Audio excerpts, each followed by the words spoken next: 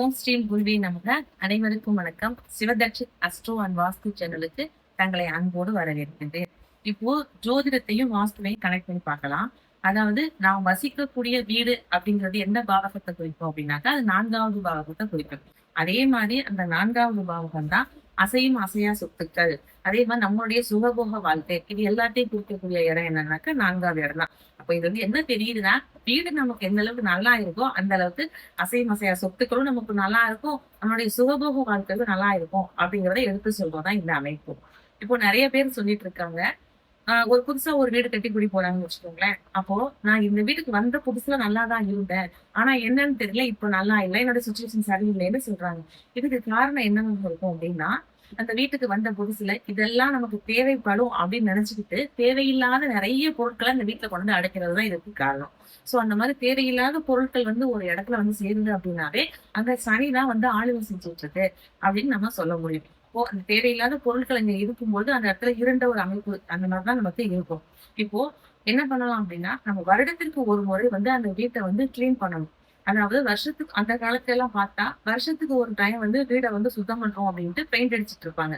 அதாவது பெயிண்ட் அப்படின்னாக்க அப்ப அவங்க என்ன இருப்பாங்கன்னா சுண்ணாம்பு கல் கலந்த கலவை அதுதான் அடிப்பாங்க. ஏன்னா அதுதான் வந்து வீட்டை வந்து அந்த வெப்பம் வந்து உள்ள வராம வீட்டை வந்து கூலிங்கா வச்சிருப்போம் அப்படின்னு. ஆனா இன்னைக்கு நம்ம எல்லாரும் என்ன பண்றோம் அப்படின்னா, இருக்கிறதுலயே காஸ்ட்லியான பெயிண்ட் எது அப்படின்னு கேட்டு அதை வாங்கி அடிச்சிட்டு இருக்கோம். ஏன்னா 5 வருஷத்துக்கு ஒருக்கா அடிக்கலாம், ஓயாமலாம் செஞ்சுட்டு இருக்க, எங்களுக்கு பிஸியான ஷெட்யூல்ல டைம் இல்லை அப்படின்னு நம்ம அதை பண்ணிட்டு இருக்கோம். ஆனா அப்ப இருந்தவங்க என்ன பண்ணாங்கன்னா வருஷம் ஒரு டைம் அடிச்சாங்க. அப்படி வருஷம் ஒரு டைம் அங்க பெயிண்ட் அடிக்கும் போது வீட்டுல தேவையில்லாத பொருட்கள் எல்லாம் வேண்டாம் அப்படின்னு சொல்லி வெளியில தள்ளிக்கிட்டே இருந்தாங்க. ஆனா இன்னைக்கு நம்ம எல்லாத்தையும் சேர்த்துக்கிட்டே தான் இருக்கோம். இதுதான் இதுக்கு வந்து காரணம். அப்படி ஒரு பொருள் வந்து நம்ம தேவையில்லாத பொருளை நம்ம உடனே வந்து அப்புறப்படுத்திடணும். அதுக்காக தான் இந்த பெயிண்ட் அடிச்சது. அதாவது வருடா வருடம் பெயிண்ட் அடிக்கணும். அப்படி அந்த சுச்சுவேஷன்ல அவங்க டைம் மாதத்தை அடிக்க முடியலை அப்படின்னாங்கன்னா அவங்க என்ன பண்றாங்கன்னா நவராத்திரியை கனெக்ட் பண்ணி புரட்டாசி மாசத்துல அடிச்சிருவாங்க.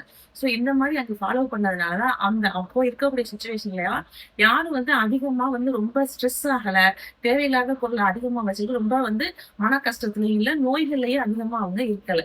ஆனா இன்னைக்கு நம்ம எல்லாரும் என்ன பண்ணிட்டு இருக்கோம், பொருட்கள் எந்த அளவுக்கு தேவையில்லாம வீட்டுல அடைச்சு வச்சிருக்கோமோ அந்த அளவுக்கு எல்லாருமே ஸ்ட்ரெஸ்ல தான் உட்கார்ந்துட்டு இருக்கோம். அதே மாதிரி ஒரு வீட்டுல ஒரு பகுதியில ஒரு கிராக் வந்தாவோ அல்லது ஒரு ஃபங்கஸ் மாதிரி ஒரு பூஞ்சை தொற்றுன்னு சொல்லுவோம்ல, இந்த மாதிரி இருந்துச்சு அப்படின்னாலே அந்த வீட்டுல தோல் சம்பந்தப்பட்ட பிரச்சனைகள் வரப்போகுது அப்படின்னு சொல்ல முடியும். இப்போ நாம உதாரணமா வந்து நீங்க ஒருத்தவங்க வந்து நம்ம கிட்ட ஒரு கம்யூனிகேஷனா வந்து பேசுனாங்க அப்படின்னாலே நம்மளுடைய பர்சனாலிட்டியை வச்சுதான் வந்து ஒருத்தவங்களே பேசுறாங்க. ஆஃப்டர் ஆல் நம்ம மனிதர்கள் நாமளே அப்படி இருக்கும் பொழுது நம்ம வீட்டுக்கு மகாலட்சுமி வராங்க அப்படின்னாக்க அந்த வீடு எந்த அளவுக்கு சுத்தமாக இருந்தா அந்த மகாலட்சுமி நம்ம வீட்டுக்கு வரும். அப்போ அந்த அளவுக்கு சுத்தமாக இருக்கணும்னாக்க நம்ம வந்து வீட்டை வந்து அடிக்கடி வந்து தேவையில்லாத பொருட்களை அப்புறப்படுத்திட்டு இருக்கணும். அதே மாதிரி ஒரு வாகனம் நம்ம வச்சிருக்கக்கூடிய வாகனத்தை நம்ம வாரம் ஒரு முறை வந்து நம்ம கிளீன் பண்ணிட்டு இருக்கோம். இப்போ வாகனத்தையும் நம்ம கிளீன் பண்ற நம்மளுடைய வீட்டை வந்து வருஷத்துக்கு ஒரு டைம் வந்து பெயிண்ட் பண்ணணுமா இல்லையா? சோ அந்த மாதிரி நம்மளுடைய வீட்டை பெயிண்ட் பண்ணும்போது தேவையற்ற பொருட்கள் வெளியில போயிருக்கு, தேவையில்லாத பொருள் எந்த பொருளுமே அங்க இல்லை அப்படின்னாக்க ஒரு ஃப்ரீயா இருக்கும். அந்த அந்த மைண்ட் செட்டுமே நமக்கு ஃப்ரீயா இருக்கும். சோ இதனாலதான் 4ஆம் பாவகத்தை அந்த வீட்டோடையும் பண்ணிட்டு சுகபோகத்தோடையும் பண்ணியிருக்காங்க. அப்போ உடம்பு சரியில்லை, தோல் சம்பந்தப்பட்ட ஒரு நோய் இருந்துச்சு அப்படின்னா யாராவது சந்தோஷமா இருக்க முடியுமா? அப்ப சுகபோகம் கெடுதா? இப்போ வீட்டுக்கும் நம்மளுடைய சொத்து மதிப்புக்கும் நம்மளுடைய சுகபோகத்துக்கும் கனெக்ட் பண்ண முடியுதா?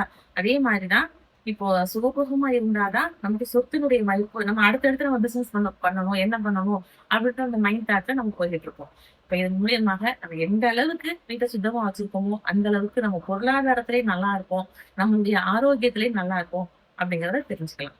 நற்பவி மீண்டும் சந்திப்போம். நல்லது நடக்கும்.